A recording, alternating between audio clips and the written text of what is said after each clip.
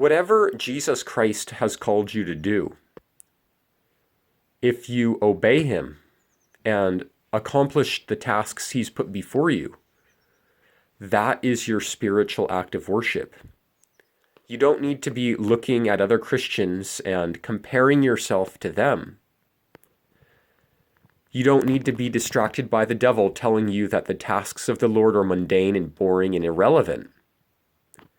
If you do the things Jesus has called you to do, whether that is just raising your own family, staying separate from things that are sinful, then you are carrying out the righteous deeds that Jesus has called you to do, and that truly is your spiritual act of worship.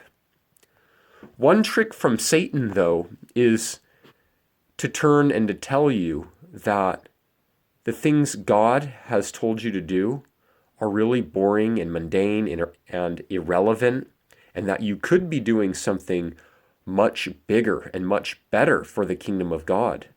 You know, there's other people out there that are much more effective than you.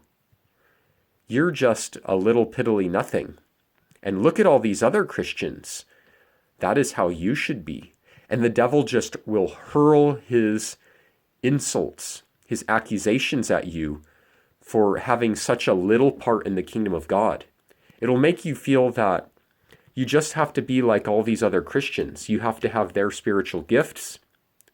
You have to be doing what they are doing in order to really please God. Otherwise, you're not really giving God very much. And God's really not pleased with you as much as he could be if you were like these other Christians. Satan has used this accusation against my family before. One example was before my mom passed away. For a little bit, my mom would watch our children. And the devil was always telling my mom that because she left her job and that she was just at home, taking care of the garden, sometimes watching the children, that she was doing nothing, that she was just lazing around, and because she wasn't out there preaching the gospel or out there doing anything in the world, that she was just an irrelevant Christian that God had put on the back burner. But the Lord told her, what is more important than sharing my love with children?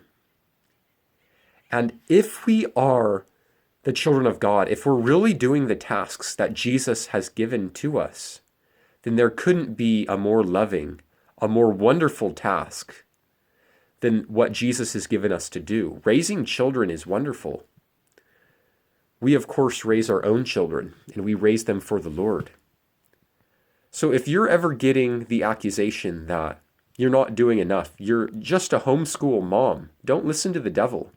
If you're just getting the accusation, you're not doing enough, you're just staying at home because you don't want to fall into the sins of the world. If Jesus has asked you just to work on staying separate, then don't worry about anything else. Just keep yourself separate from the world. Keep yourself separate from sin.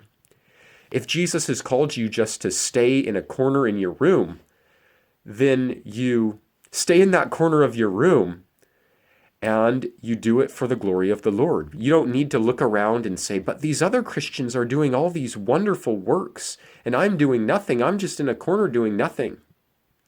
Whatever Jesus Christ has called you to do that with all of your might, and that will be your spiritual act of worship. Don't listen to the devil when he tries to get into your ear, telling you that you're not doing enough, that you're just a lazy Christian, that you could be like all these other people.